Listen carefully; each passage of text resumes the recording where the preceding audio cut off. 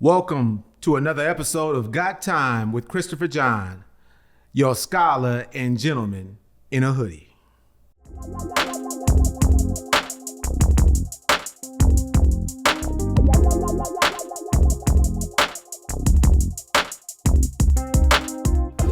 The origins of the National Black Family Reunion go back to 1986. The event was held on the National Mall in D.C. The goal was to reinforce the strengths and traditions of the Black family. Led by Dorothy Height, this event was in response to a broadcast special report by Bill Moyers titled The Vanishing Black Family. Height said, quote, "We did not think the piece was about the Black family at all. It was about teenage pregnancy. And it showed only Black teenagers, overlooking the fact that most pregnant teens are white. We could not counter Mr. Moyers' documentary with mere words. We imagined an enormous, embracing family reunion that could reconnect people, bring together those who had advanced and those who had been left behind, reunite elders with youngsters and nuclear families and their relatives across the country," end quote. Dorothy Height was a devout champion for humanity and justice. She was an activist, administrator, and educator dedicated to equality. She met Mary McLeod Bethune in 1937. Bethune became her mentor, and the two worked closely together until Bethune's death in 1955. In 1957, Height became the fourth president of the National Council of Negro Women, a post she would hold until 1998. Height worked with every major civil rights leader of the time, including Whitney Young and A. Philip Randolph. In 1946, she became the National Interracial Education Secretary for the YWCA, and she led the efforts to integrate all facilities of the agency. In 1965, Height became the first director of the YWCA's Center for Racial Justice, a position she held until her retirement in 1977. In 1971, she joined Gloria Steinem, Shirley Chisholm, and others to form the National Women's Political Caucus.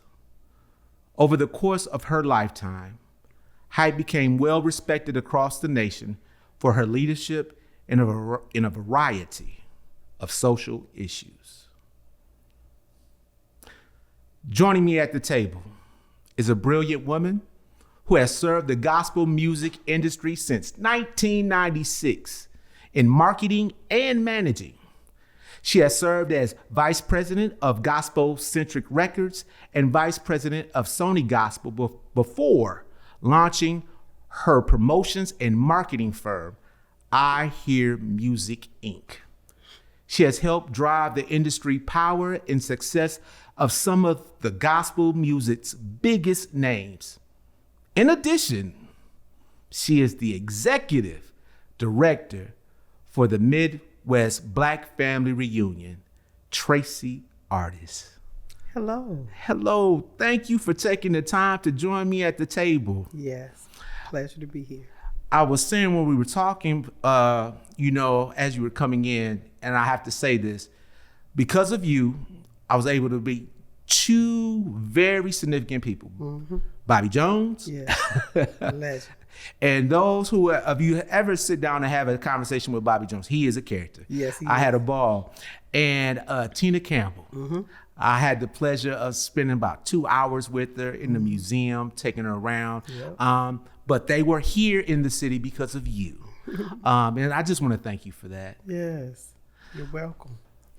Before we dive into Black Family Reunion, let's talk a little bit about your influence in the gospel industry. I mean, tell me about your journey in gospel music and how did you get to this point to, all the gospel artists, you in some way play a role. Right. Out of college, which I went to Ohio University in Athens, I moved to Atlanta, Georgia. And what drew me to Atlanta was the Forsyth County March that had happened in 1987. I was president of Black Student Union at Ohio University, and the university allowed me at my request to take some of the members of Black Student Union down to Atlanta to be a part of the Forsyth County March, which was probably another 45 minutes outside of Atlanta. So we did our nonviolent training in Atlanta. Jesse Jackson, Al Sharpton, Oprah Winfrey, and others were leaders in and around this particular march. And so while in Atlanta, I just was amazed at our people. I saw a lot of African-American mega churches. I met people from a lot of the civil rights organizations that were there in the city, like Andy Young and Bill Campbell, both of which were Black mayors there in the city. And so when I left Ohio University after graduation, I just felt led to move back there. My college roommate had went there some months ahead of me. And so I joined a church there by the name of New Birth, and the musician there and I became really close, and his name was Byron Cage. He's my best friend to this day. And because of Byron, he introduced me to Atlanta International Records, which was really the first label I ever worked for, the label of Luther Barnes, Dottie Peoples, Byron Cage. And so I worked there in Atlanta, and while there, I met Vicki McAlaa, again because of Byron. He wanted to make sure that she and I were connected. She was in Los Angeles. So after a very short time at Air Records, I joined the staff of Gospel Centric Records. They were located in Los Angeles, California, but they opened me an Atlanta office.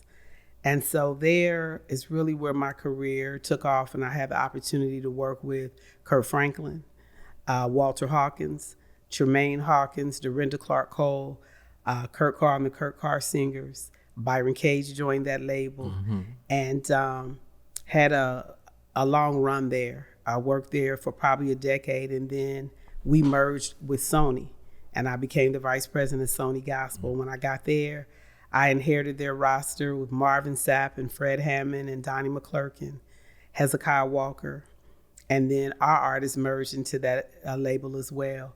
And so worked there for many, many years. And then second child and second nanny and desiring to stay married, I already had I Hear Music Gospel Weekend that I was doing here in the city every year. But I just took that name, Chris, and turned it into my own promotions and marketing firm. Well, many of those artists didn't want to lose me. So even after leaving Sony, I rejoined the staff as a consultant and still went on to work with many of those artists. Now, under my independent roster, I cover the Motown Gospel roster. So my artists include Tasha Cobbs Leonard, Bishop William Murphy, Ricky Dillard, but I also have a lot of independent artists that I work with, like Marvin Sapp, because he has his own label now.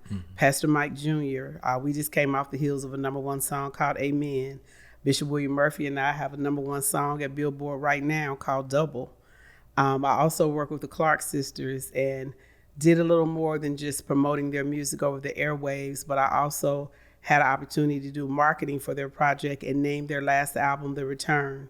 And I'll be with them soon as they get their star at the Hollywood Walk of Fame. And so, yeah, I've had an amazing run. I always give the credit, A, to the Lord, and 2, to the artists that he's afforded me the opportunity to work with.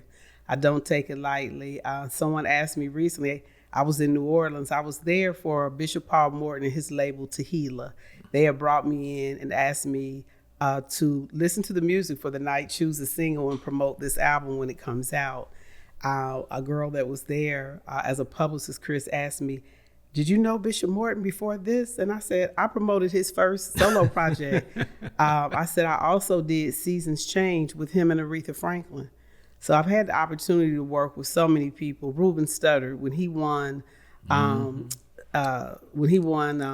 Idol, I took the song Angel and delivered it to gospel radio for J Records for Clive Davis. I also had the opportunity to work with Whitney Houston on the Preacher's Wife soundtrack. I also had a Blackstreet song back in the day that they wanted to deliver to gospel radio. So wait, hold on. I'm a Blackstreet fan. What was that song? You recall? Okay. I don't, but it's all in my library at my office. But it was a gospel song, so was you that would have when known David it. Hollister was still with them? And Dave Hollister is a friend of mine. I've also had a solo project on Dave Hollister at Sony Gospel, on Kelly Price at Sony Gospel. So worked with Fred Hammond even after leaving Sony, and promoted his music, and have brought everybody here to the city through my gospel weekend. Kurt Franklin's been here multiple times. Donnie McClurkin, Hezekiah Walker, Fred Hammond. And then I just had the opportunity to even delve over into the urban space because I also have a booking agency. And I really first started out where I was just promoting gospel artists, but people are looking for talent coordinators. Yes. So the North Carolina Museum Center of Art hired me to do their jazz and urban series for the last 3 years. And this past year, we had Babyface, and we had Samar Joy.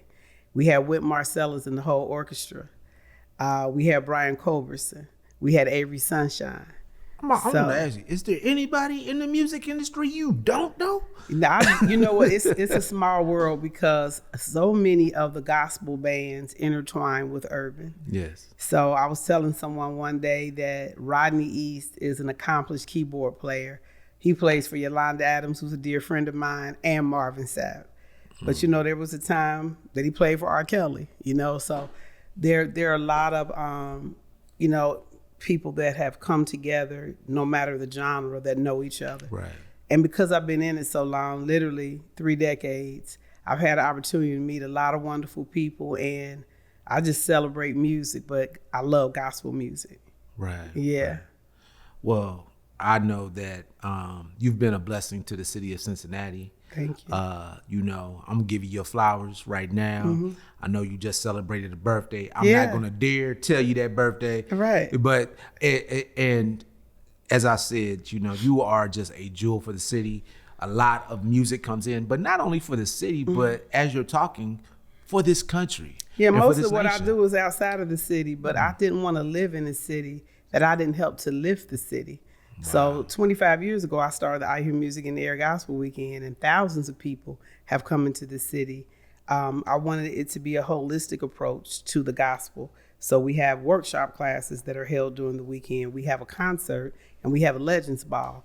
And this year's Legends Ball, we honored Don Jackson, who's the president of the Stellar Awards. And he loved the Legends Ball so much, he's taken it to television. I was able to meet Don when he came we back did Black here for the History fun- Honors, and I was a part of that project. Yes. So his wife is a dear friend of mine. I sit on the board of an organization they started called the Gospel Industry Coalition. And prior to them starting this organization, I sat on a board called the Gospel Heritage Foundation. And she and I went to the White House together doing Black Music Month. And there I met Dorothy Height. And the year I met Dr. Height. What year was that? I met Dr. Height. My daughter was 7 and she's 24, so 17 years ago. Okay. 2008. I was at the reception after the concert that was held there at the White House. I was with my artists, Walter Hawkins and Marvin Sapp, that day. So when we got to the reception, Mark Moriel first came up to me and asked me, was I a leaguer? And where was I from? I told him I was from Cincinnati. Wait, hold on. For my listeners, that means, are you part of the Urban League? Right. And so when he asked, was I a leaguer? I said, I'm from Cincinnati. I'm not involved with the Urban League, but I do attend the gala every year. And I know Miss Adams, she was currently the president. Donna Jones Baker was on her way in, and Miss Adams was on her way out. And he said, I'm going to call back to Cincinnati. He said, because something tells me you need to be connected to the Urban League. As God would have it, they too were trying to reach out to me. And I went on to do 5 years of an event called the Urban League Evening of Faith. And I brought in Fred Hammond for the league. I brought in Marvin Sapp, Donnie McClurkin, and others. So upon meeting Dr. Height, I didn't know that many years later I would become the director of the Black Family Reunion. But she knew my mother, the late, great mayor of the village of Woodline, Susan Upton Farley. She had actually just visited my mother's church, Mount Zion Woodline, as their keynote speaker for Women's Day. So when I told her who I was and that I was in Cincinnati, of course, she talked all about the history of the Black Family Reunion. At that time, it was led by one of my sheroes, whose shoulders I stand on, Cassandra Robinson. So I've had an amazing career, but greater than that, I've just had an amazing life. Been married 28 years, 2 beautiful children. And I celebrate not just this city, but the people in this city like you, Chris. So thanks for all that you've done. Oh, and thank you. Yes, thank you. Thank you. You helped to lift this city and shine a light. And that's why I said, I think you're the truth, and I think you know the truth about Black history. And I think that's important. A lot of people don't know the truth, but you studied it. Well, that's what we try to do with this platform. We want to illuminate the truth and the reality of our history, the good, the bad, the beautiful. We want to challenge and inspire people, Right. through our history that we have. So, Black Family Reunion. So how long have you been the executive director? I think we're going on 14 years now. Wow. So Cassandra Robinson and I were honored at the Cincinnati Museum Center one year. And though I knew who she was, we had never really formally met. And coming off the stage that night, she said to me, "I'd like to meet with you at the reception tonight." We did, and she asked if I could meet her at the Urban League. At that time, she was working for the League. I think she was running one of the arms of the League that helped with clothing for men, like Samaritan's Closet. Oh, like Dress for Success or something? But I think that arm of it at that time was called like Samaritan's Closet. Okay. So I told her I could. I came down to the League and met with her, and that's where she told me that the Lord had laid me on her heart. She thought that I would be a good person to pass the torch to. So I shadowed her for 2 years, and that year I became the talent coordinator. And she said that she really wanted Marvin Sapp, so I called him on my cell phone, and we had him that year. He's an artist that I worked with for many years. So the Black Family Reunion, very near and dear to me. It's been in this city 37 years. This year's theme, Everlasting Endurance, because we're a people that we've endured a lot, but we're still here. I've been saying this for a while now because this dropped in my spirit, even as I've been planning this year's Black Family Reunion. We can't cancel pain, because we're as a country right now, we're seeing a lot of things, and it's bringing people some uncomfortability, some pain, some challenges. So because we can't cancel pain, we got to schedule joy. Okay. Amen. So schedule joy. We got to schedule joy. So from August 14th to the 17th, we scheduled 4 days of joy for the city and country. Last year, 22 different states were represented. We tracked people that came from all over the country. And some of them had relatives here, Chris. Some of them found out about it because the New York Times had an article on me a couple years ago. Essence Magazine had an article last year. Right. And so our publicist, Tiffany Lucky, has tried to make sure that people all over the country are aware of what we're doing here in the city. So we've scheduled 10 different events inside these 4 days. And if people visit the website, myblackfamilyreunion.org, they're going to see where the whole goal, Chris, is to uplift the African-American family. We have a college tour. We have so many different activities during the weekend.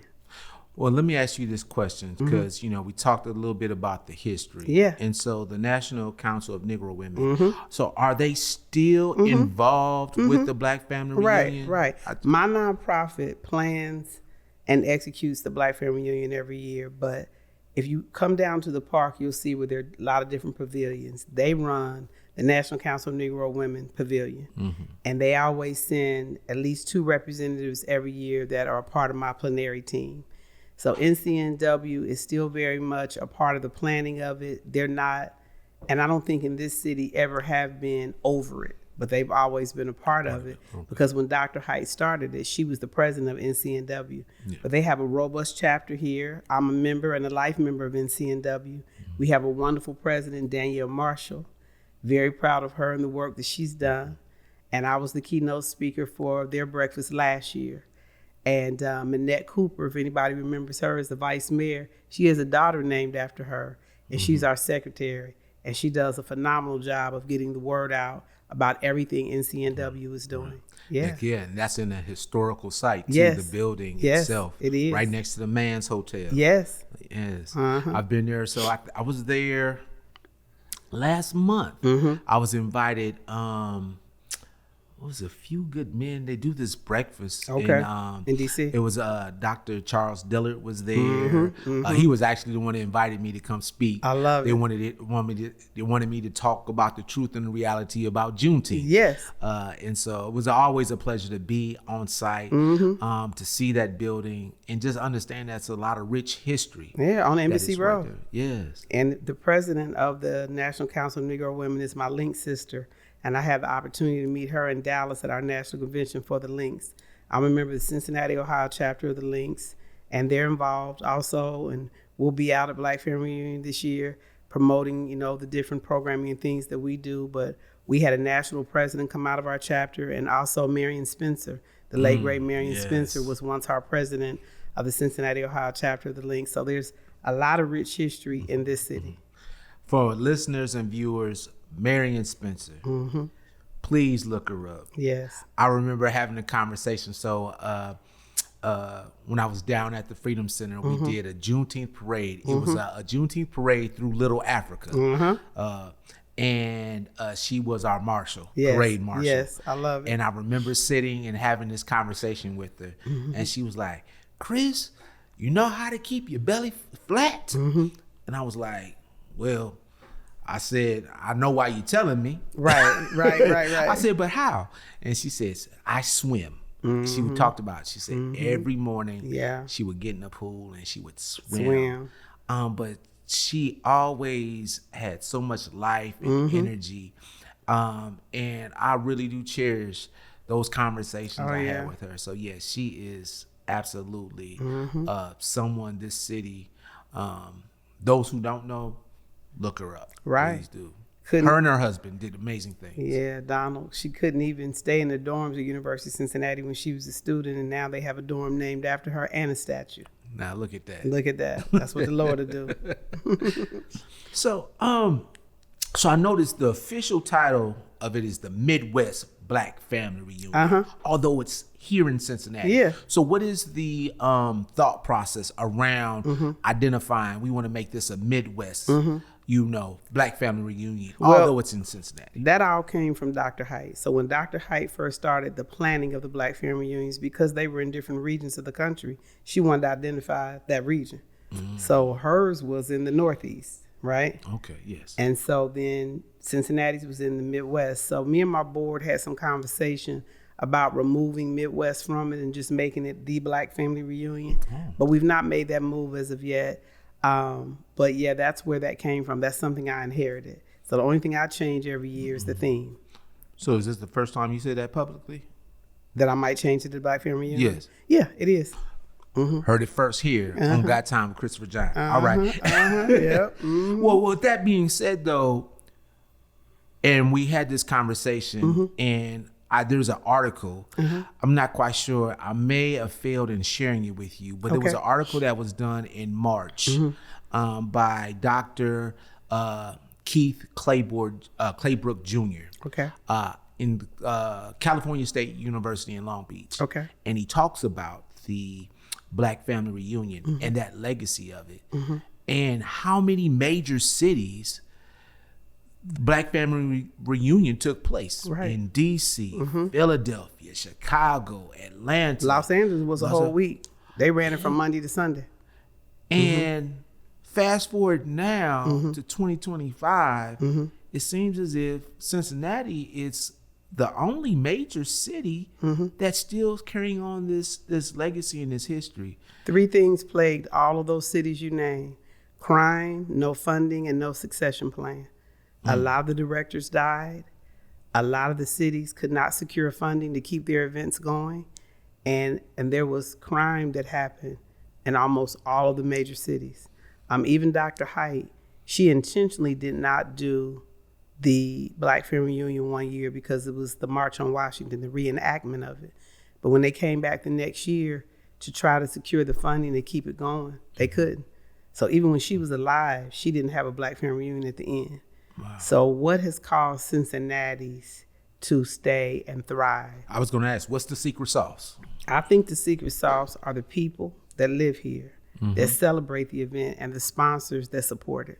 Because you can't do it without the sponsors. We have 51 sponsors this year, all at different levels. TriHealth, our presenting sponsor. Grow Community, our co-presenting sponsor. And again, 51 sponsors help me to support this event financially every year. And then you have a lot of people that they give in kind. And then you had Cassandra Robinson, who for 25 years thought it not robbery to dedicate her time and her talents to this event. So I was honored when she asked me to shadow her, and then she passed the torch to me. Now, I never brag on myself, so let me brag on my team. I have a wonderful team that when we come together, we do robust planning, we're creative and we're innovative. And I added a lot of layers of love to the event so that the event would not become stagnant. we have BFR Speaks. And I said, how can we be the Black Family Reunion and no one knows our agenda? No one knows it, and to hear us talk about the things that are plaguing this country and our community. So though we talk about the challenges, we also have a resolve. So we've had Michael Eric Dyson, Roland Martin last year, Otis Moss III, Yusef Salam. This year, Dr. Bernice King will be with us for our BFR Speaks. I also added the Black College Tour because so many of our ancestors, their way out was through education. Yes. And so we are taking the students one day to Wilberforce and Central State, another day to local colleges, some of which are our sponsors: Cincinnati State, NKU, Miami University, University of Cincinnati. BFR Lounge, we believe in celebrating people. This year we're celebrating Jackie Taggart Boyd, who has been a standard in hospitality in the city. Yes. The BFR Lounge is owned by one of our sponsors, First Financial Bank. And there we just celebrate her. Last year we celebrated Curtis Fuller. And so I just keep adding different pieces to it. Jackie a little bit? Yes, she's in hospitality, but that is her spirit. Yes, it is. Every time I see her, every time, it's a warm hug, it's a warm greeting. It's almost if you had, and so that is very fitting. Oh, and yeah. I'm glad that she's being honored in that way. Absolutely. Our Family of the Year, Dr. Jonathan Brown, who's the president of City Gospel Mission. Our keynote speaker for our breakfast on Fountain Square, a Cincinnati legend, Cynthia Booth, former McDonald's owner and operator, now has a new business called Emerge. We have our Black Family Reunion church service every year at New Prospect, Reverend Damon Lynch III. We're bringing in a young preacher this year by the name of Hilton Rawls, so we're really excited about that facet of it. And of course, we'll return to Sawyer Point Saturday and Sunday from noon to 8. Fred Hammond will headline our gospel stage. Midnight Star will headline our urban stage. But we have programming going on throughout the day. The Ohio Kings will have the sports pavilion. NCNW will have their pavilion. There's a health pavilion, youth and young adult pavilion, a spirituality pavilion, a food court, a nonprofit area, a retail area. So there's something in the park for everyone. The AKs will have our children's pavilion. We're inviting all the Greeks out, and we'll be going from the skating rink with the sports pavilion all the way down to the bridge at Yateman's Cove. Wow. So we're excited about it, and I start planning as soon as it's over. Like right now, I have an idea of the talent for next year. See now, Tracy. Now you moving too fast. I was going to ask you when. I was going to ask what can the families experience. You done laid out a robust plan. Oh yeah. And I was going to ask you, like, so with all that, when do you begin planning? Now. And so, so while you're in the midst of an upcoming one, you're already in the process of thinking about 2026. Absolutely, because I'll go to my creative director now and say, do a flyer for next year's dates, because it's always the third weekend of August. And now that we've added Thursday, you know it's going to run Thursday to Sunday. And so when the event is over with and people go to the website, they can already see the new dates for next year.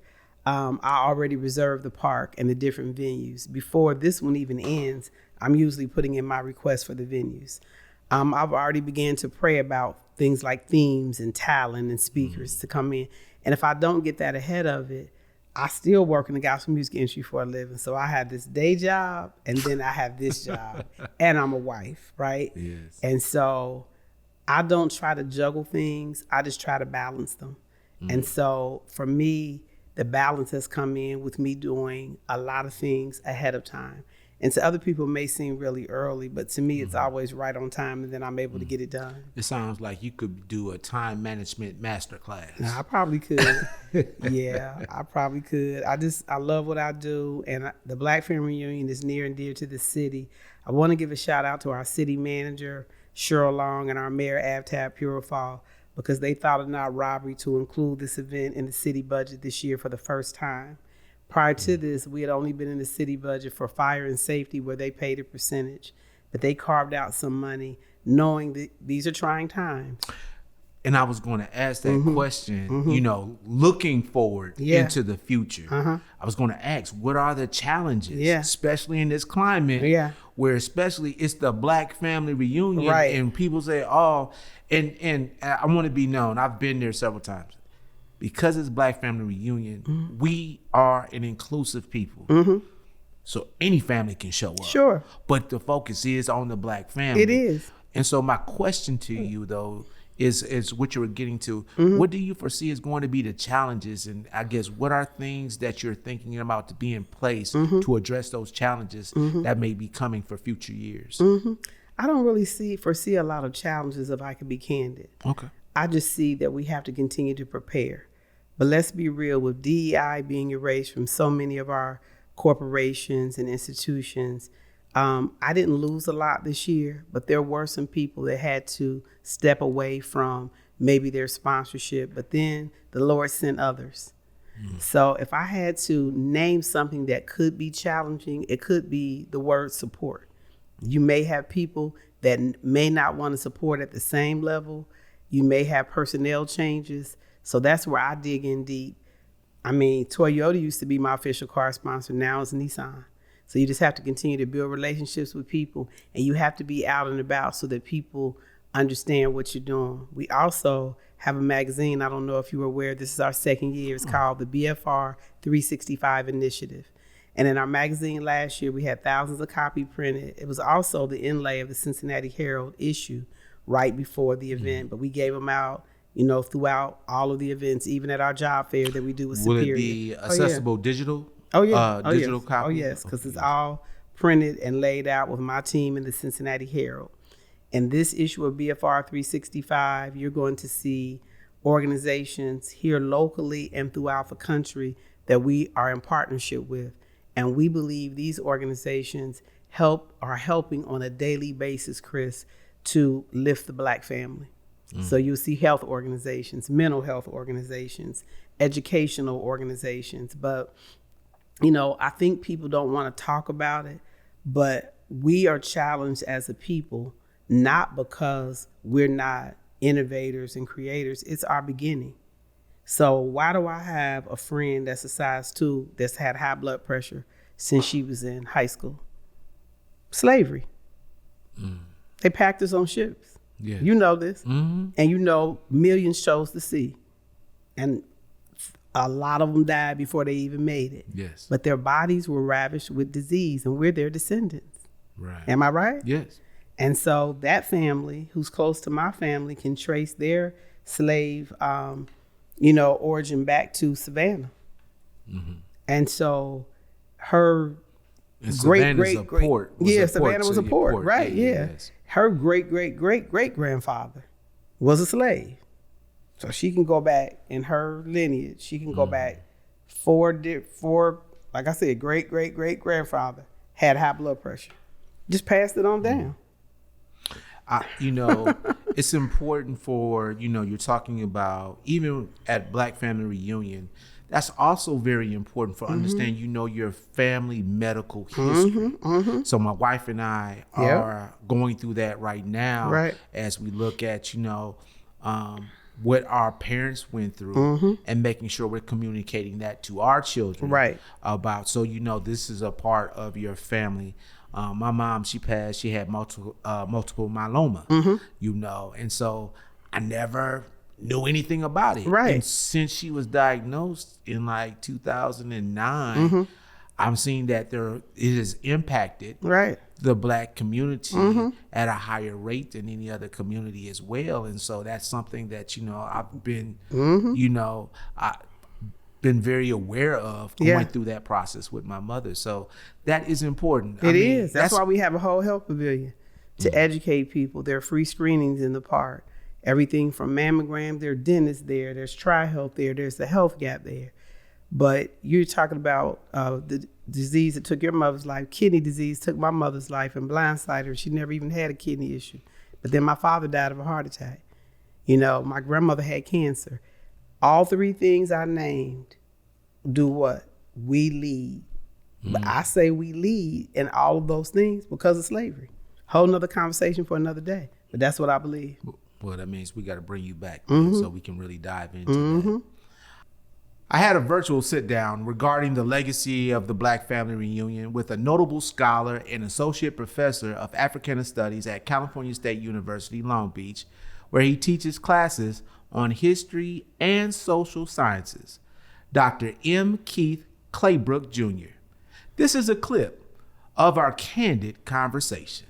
So, thank you, Keith, for making time to just have this conversation, this meaningful conversation about the Black Family Reunion, the legacy, and the state and legacy of the Black family.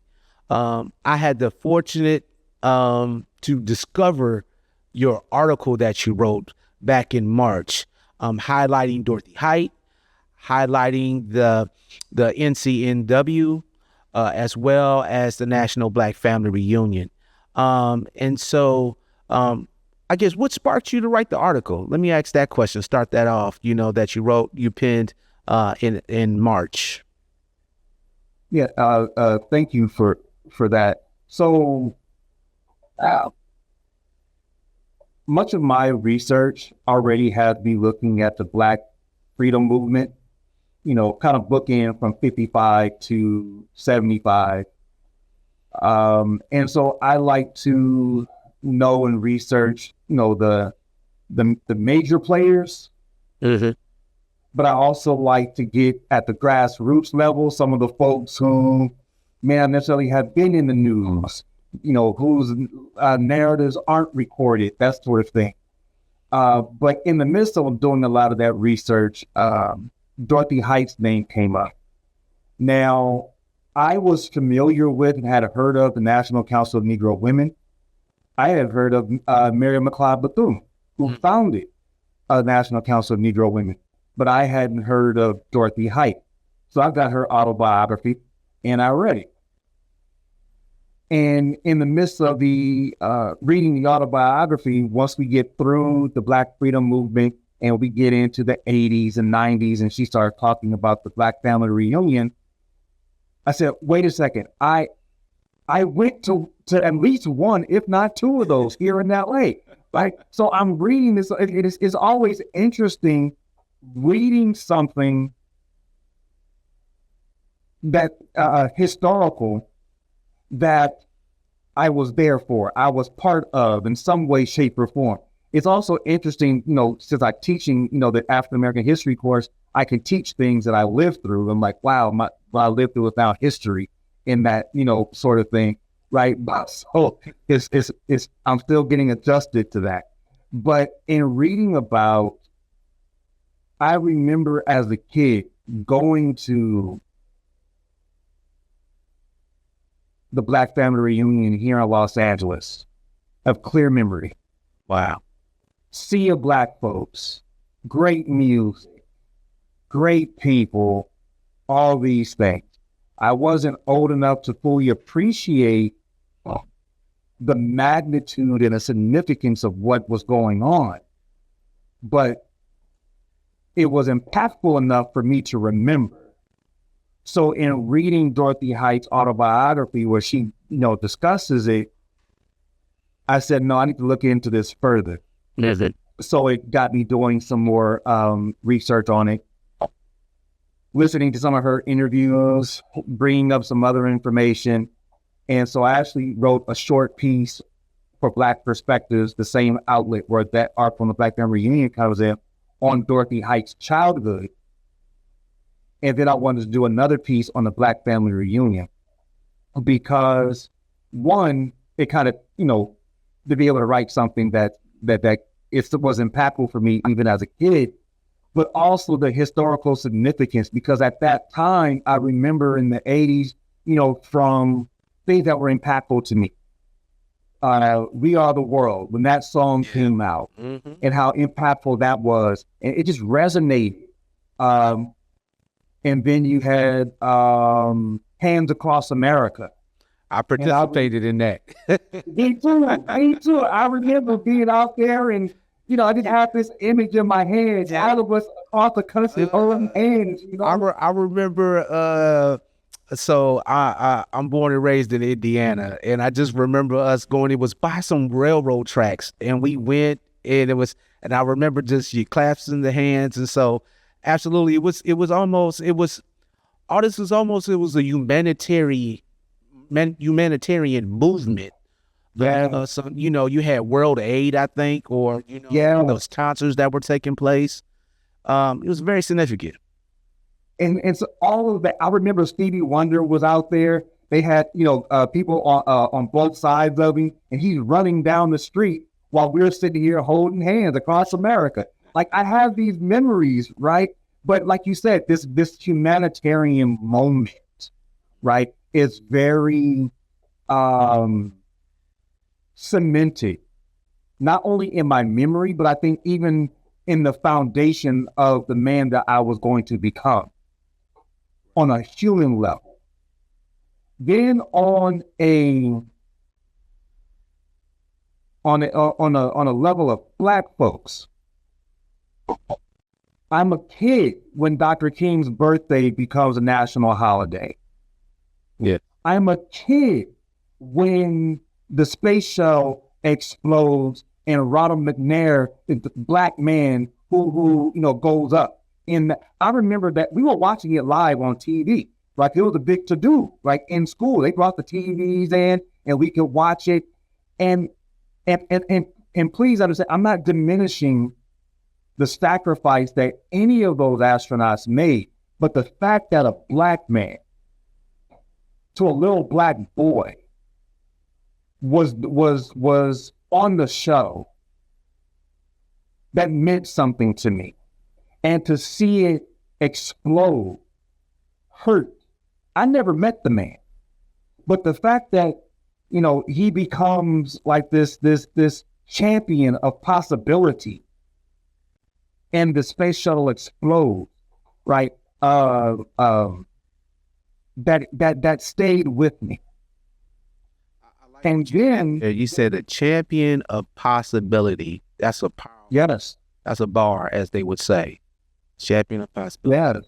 yes, So in the article, you reference, and it's referenced this 1986 special report that gave inspiration to Dorothy Height to execute the National Black Family Reunion. I watched it. As I said, I felt uncomfortable, and I can understand why she felt compelled to do something. So I'm curious about your feelings. Us both, I guess we're assuming we're around about the same age. I'm assuming we're 70s babies, right? And revisiting that 1986 report, what were your feelings and your thoughts? So the Bill Moyer, the Vanishing Black Family, had little or nothing to do with the Black family. And it had everything to do with teenage pregnancy, which is a real issue, and I don't want to diminish that, then and now. But to frame it in the context of the Black family was intellectually dishonest. Yes. And Black folks were not the only one, then or now, dealing with teenage pregnancy. So to frame it in that way, as if it's only Black youth, and then to suggest that it is the Black family, and then to only interview people from one city, one area of one city. Newark, New Jersey. Right. I have a problem with that. Right. That's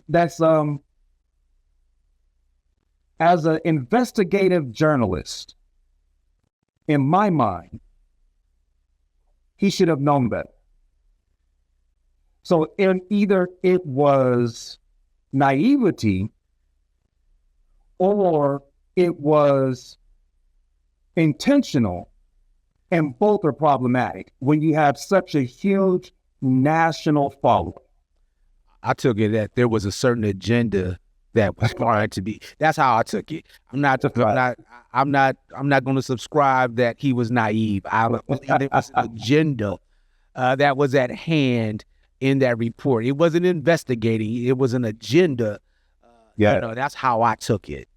Now did you watch the part of it? I watched it all the way through. Although I said it was difficult. Then I saw there was a panel discussion that followed it, and you had Jesse Jackson, you had a few others, and I found I was challenged with even that conversation that followed a little bit, reflecting, even back, that 80, it's 1986 and I understand what's going on, but even, I guess my question to you is, how did you find even that conversation that took place after this report? The conversation was not productive. And productive in a sense of what does it mean for Black people in general, for the Black family in particular. It's not productive. And so I think that's why what Dorothy Height and the National Council of Negro Women did was so important, because it wasn't just let's rehash the problems. And Dorothy Height is very clear. We are not a problem people. We are a people with problems. Yes. And so the National Black Family Reunion then was an effort to celebrate the people while bringing resources to address problems that the people may be having. And that is the conversation that I would, in my mind, have preferred that conversation to have been, which it was not. Right. It just doubled down to a good degree. It just doubled down on the for the program that Moyer did. It wasn't productive. It didn't, and it was more damaging, I think, than damaging to the people, not damaging to their ratings, not damaging, to the sponsors or anything like that. I'm saying damaging to Black people, damaging to the image of the Black family. And so in that respect, that's what I'm saying was damaging. Right. I agree. The one thing I find with the Black family reunions, it is a celebration, as you talked about. It's a celebration of pride in our legacy, in our heritage, in our culture, but it's also an opportunity to celebrate our resilience. And so I want to ask you, when you look at the legacy of the Black family from historical, from enslavement to current day, I mean, what are your thoughts? What are your feelings when you look at this, how the Black family has evolved, over time? That's a good question. It's a complex question, but a good question nonetheless. And I don't think that we're here in 2025 talking about the Black family without the Black family. Hey. So on that level, I think we at least have to recognize the continued presence of the Black family, and in talking about and celebrating the accomplishments of individuals, of Black individuals. Those Black individuals came from Black families. In celebrating the accomplishments of different communities, those communities are made up of Black families, so on and so forth. So at the foundation of much of anything that we talk about as it relates to Black folks is the Black family. That's the starting point. It's the most basic, fundamental, foundational institution. And I see the Black family as an institution. And like any and all institutions, there may be financial problems. There may be organizational problems.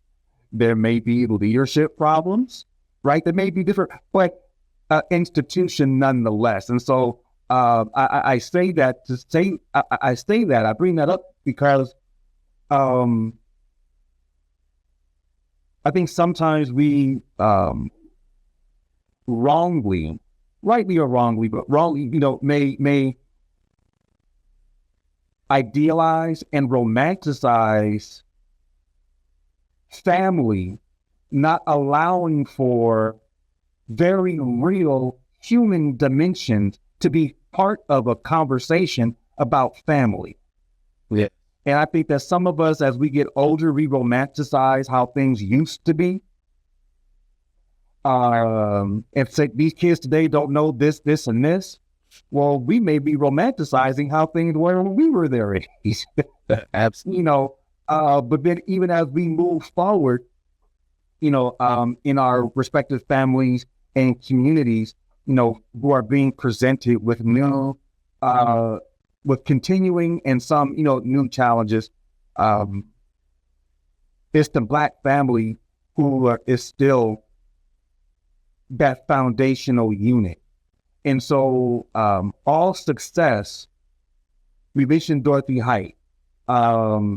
If you read her autobiography, at the foundation of her success, she will tell you, is her mother and father. Good. If you read James Farber's autobiography, at the foundation of his success is his mother and father. If you read Dr. King's autobiography, well, he didn't write an autobiography. It was brought together later by Claybrook Carson and kind of compiled something. But his mother, father, and grandparents, right? So we celebrate individuals, but we have to remember to continue to situate those individuals in a family structure, in a family context. And if we do that, we lift them out of the family. And if we remove the family, we remove the community. Absolutely. I mean, you made me think about my own parents, they're both gone. And, it's a situation to where I think about them and what they provided for me with all the flaws they may have as parents. My father from Canton, Mississippi, my mother's from Kingston, Jamaica. So you can imagine, I'm an only child, and it was two different worlds, but of the Black experience in my own home. And that helped shape me and mold me. And every one of us have that respective experience in doing that. Now, the one thing that, in the conversation, I know that you talked about how you experience the Black Family Reunion. I'm assuming those events are no longer taking place, in LA, as they did when you were younger.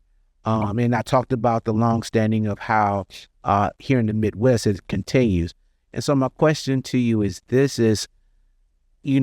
how can other regions revive the celebration of the Black family? Or is it, are we beyond it being needed?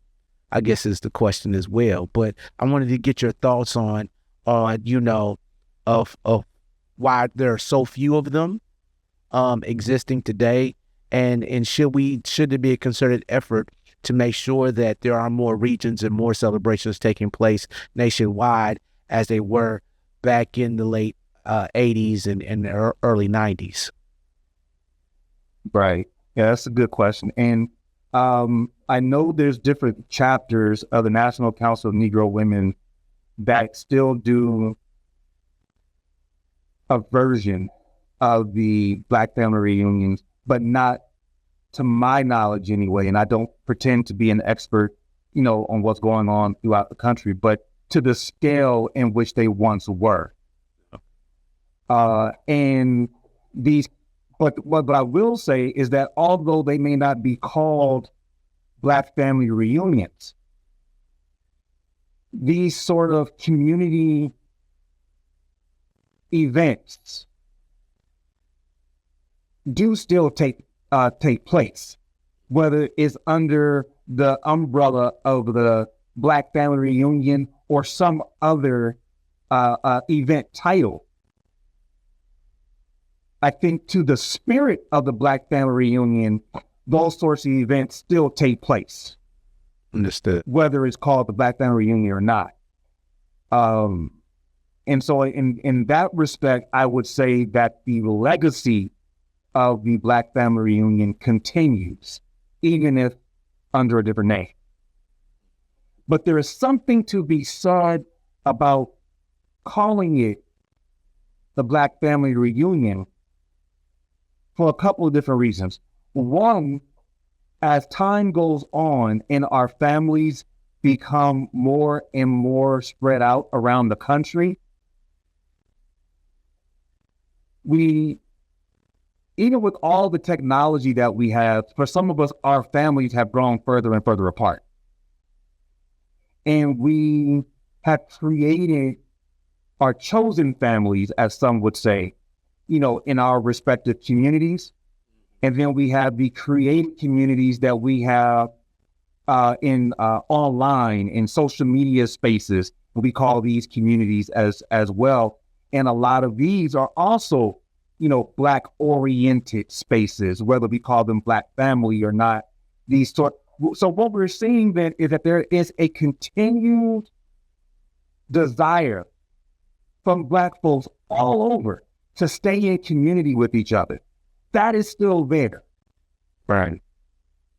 And so that says to me that there is a continued need for the Black Family Reunion and related types of programs.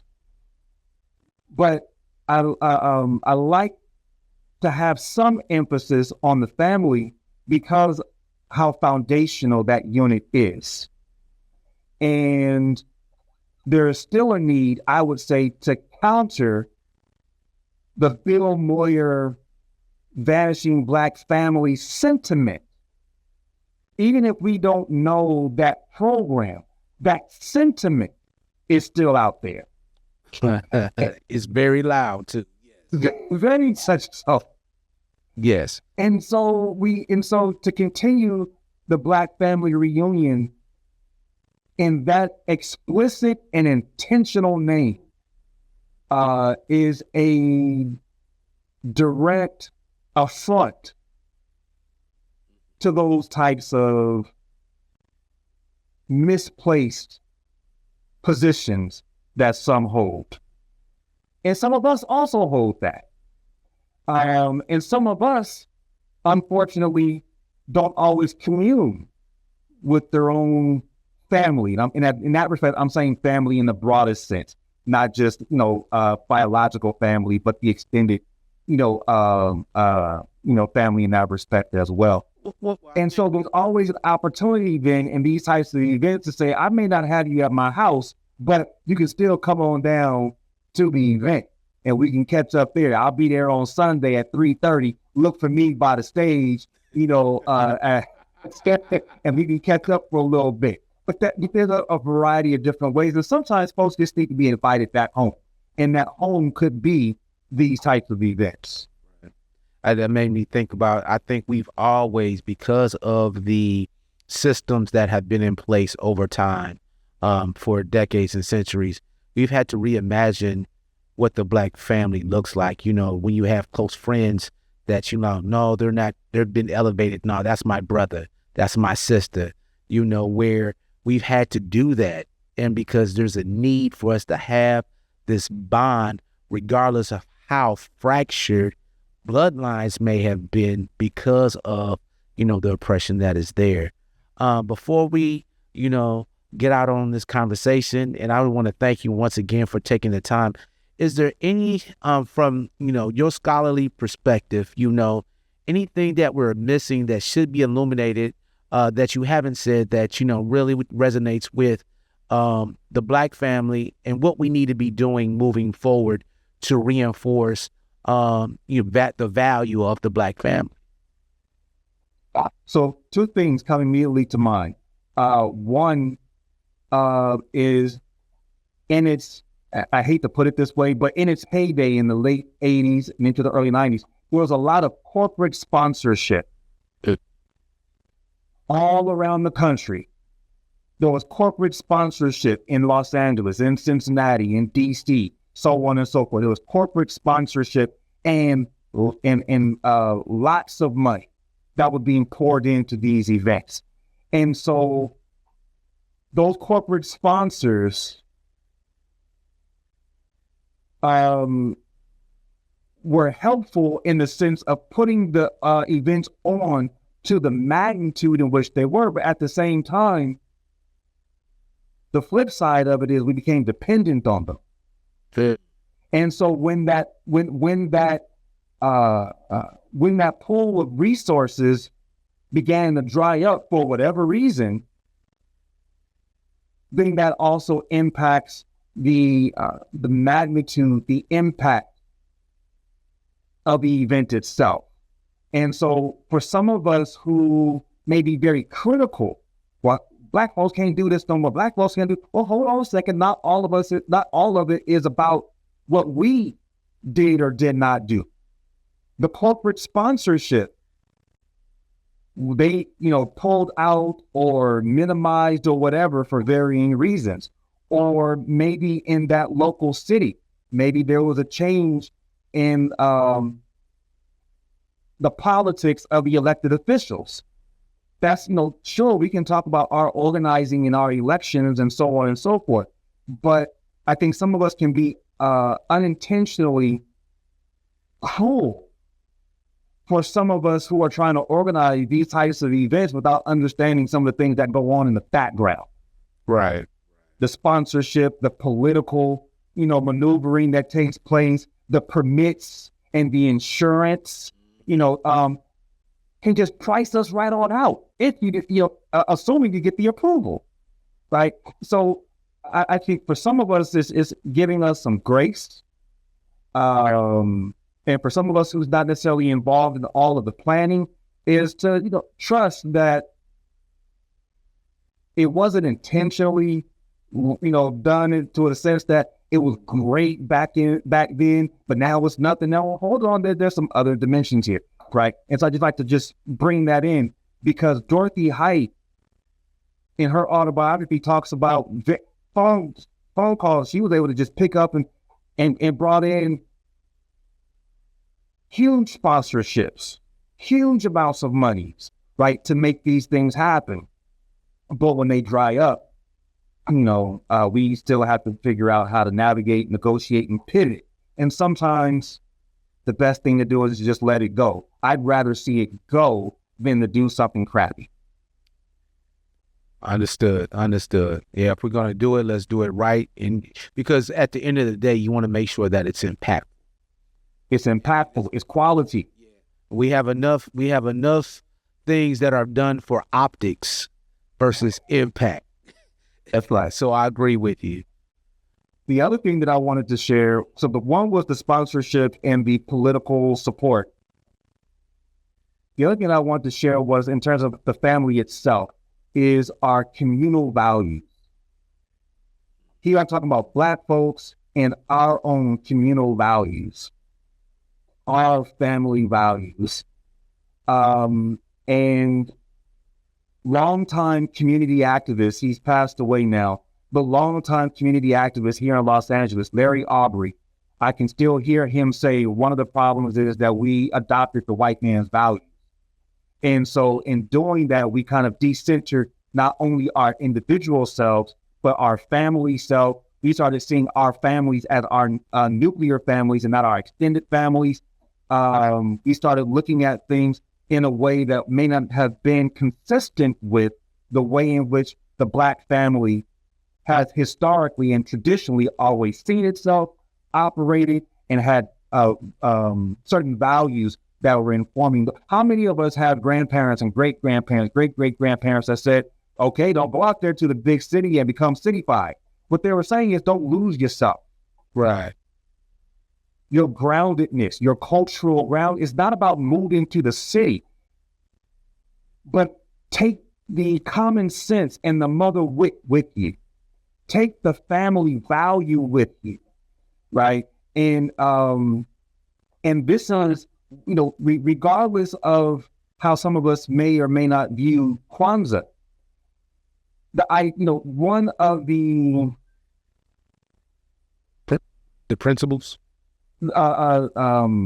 Objectives, right, behind advancing, the Nguzo Saba or the 7 principles is to have a common set of family values that we can build around, a common set of values that we can build around organizationally, in many different aspects of our communities. Now, you can say that that's where we should operate from, or maybe it's not expansive enough. But but my point is that it was created to give us at least a starting point, to have a conversation, to coming together at least on these 7 principles. And for the US organization, the leading organization that created, right, is the family unit was foundational. And so this comes out of the 60s, well before the Black Family Reunion is created. So these family values, if I can use it in that sense, were foundational. And so I think that a collective national conversation around Black family values may be something for us to entertain, in the near future. A national conversation, Black family values, revisiting our roots and understanding that foundation that whoever we are, it comes from the Black family. That's powerful. Well, we're going to do our work. I think this conversation has been very fruitful. I want to thank you for taking your time. And so many blessings to you as you continue to do the outstanding work there in California. And I guess I can say this now for Got Time with Christopher John, that Compton is in the house. Compton's in the house. Compton's in the house. But thank you to you for the work that you're doing.